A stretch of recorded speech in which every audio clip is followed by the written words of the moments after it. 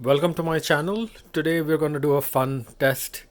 We're going to see if a Roomba will fall off a table or not. So let's just hit the clean button and let's...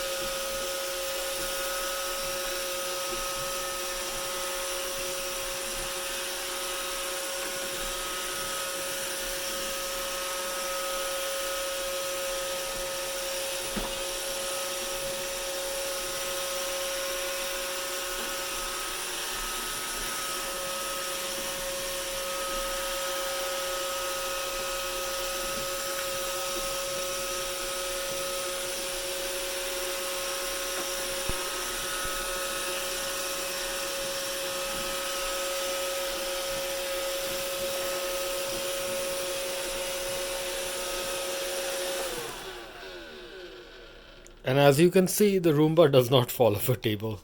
Why doesn't it fall off the table? Well, it really doesn't fall off because it has these sensors out here. 1, 2, and 3. These 3 sensors are the one that prevent a Roomba from falling. You can also see other sensors. There's the lights there. So this shows that the Roomba will not fall off a table and you can clean your table using a Roomba.